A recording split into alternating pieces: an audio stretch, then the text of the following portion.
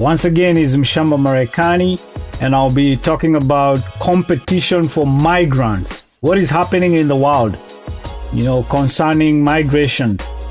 We see countries such as Spain, UK, Japan, Germany. Those countries, they are expected to see a drop in their workforce due to their aging population. As you guys know, in those countries, the median age is over 65, so their population is getting older. As we get closer to a new century, 2100.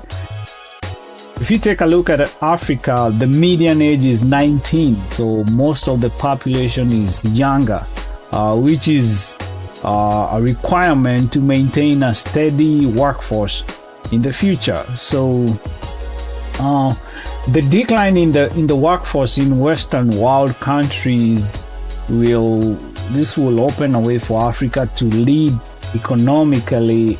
And one of the countries I'm basing my focus on in Africa is Nigeria. We take a look at Nigeria, which is number 7 amongst countries with most population in the world. Their current population is around 206 million people, and their fertility rate is very high. So 5 kids per woman on average. So each woman in Nigeria is likely to get 5 or more kids. And their forecast growth for the whole country is 765% by the year 2100. The population forecast for Nigeria by 2100 is going to be over 790 million people. Currently, China is leading.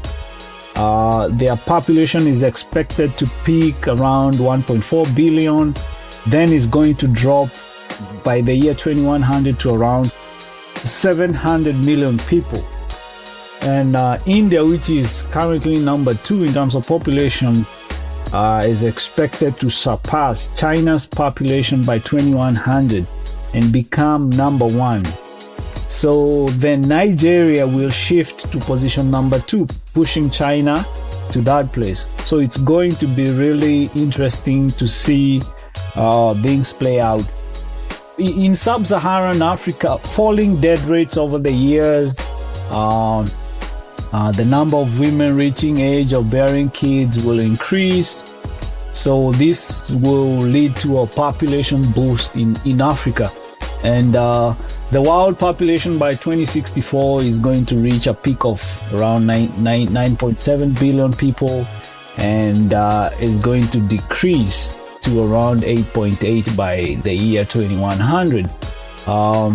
We are going to see Europe and Asia population recede, and most of the Western countries' fertility rates are dropping as we speak right now. So if you go in the interior of the USA, in rural areas where most of the dominant population resides, the population there is thinning tremendously. Less people choosing to have kids and keep pets instead. And millennials, they don't want responsibility of kids. And more women in the Western world not wanting to have kids, mostly due to widespread education, improvement in contraceptives. So this is pushing the fertility rates really down. So there's going to be a need of a different immigration approach in most of those Western countries, especially USA, Australia, Canada. They are going to have to relax their stance on immigration and be more liberal in order to attract immigrants to support their declining workforce due to their aging population.